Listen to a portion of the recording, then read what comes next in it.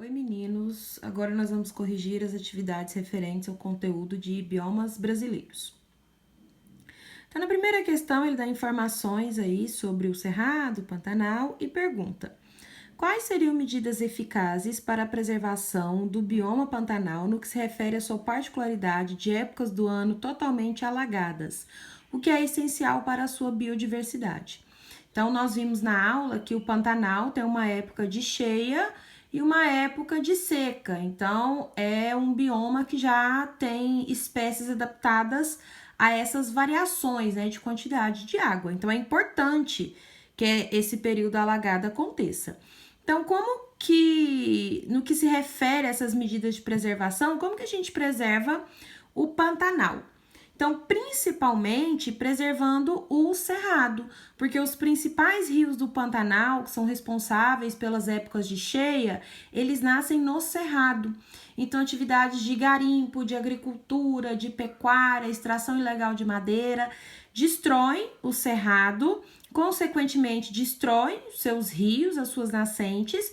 Então, se os principais rios do Pantanal nascem no cerrado, destruição do cerrado significa destruição do Pantanal.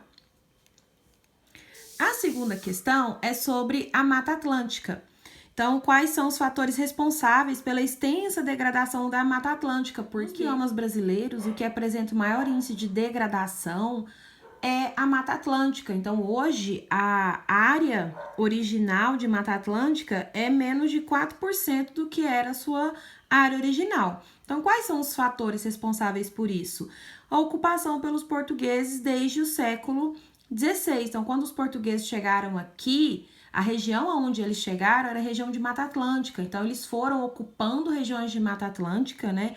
Explorando principalmente o pau-brasil, degradando essa região para agricultura, dentre outras atividades, o que é responsável pela destruição intensa da Mata Atlântica. Então, é a destruição que acontece desde o século XVI, quando os portugueses aqui chegaram.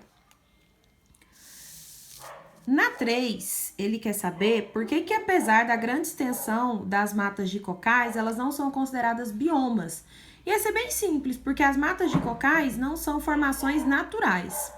Elas só surgem quando uma região amazônica é destruída e aí as sementes das palmeiras conseguem germinar, porque nós vimos que na floresta amazônica existe a formação de um dossel.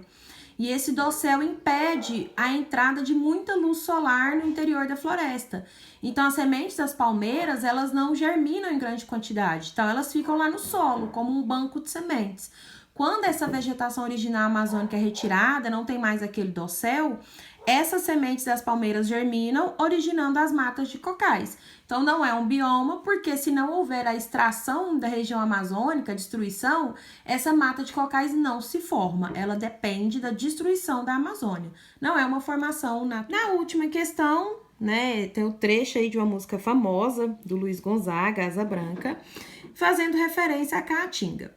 Então, na A, você tinha que explicar por que apesar de todos os fatores, né, baixa pluviosidade, vegetação adaptada à falta de água, a Caatinga não é considerada um deserto, mas um bioma semiárido. E a resposta também é simples, porque a precipitação anual da Caatinga, apesar de pouca, ela ultrapassa 250 milímetros anuais. Então, para ser deserto, a precipitação tem que ser de 250 milímetros anuais ou menos. Se for mais, não é um deserto, apesar de todas as características em comum. E na B, quais são as adaptações que as plantas têm para conseguir sobreviver nesse bioma? Então, como principais adaptações para elas conseguirem viver com a falta de água, temos a redução das folhas, que diminui a evapotranspiração.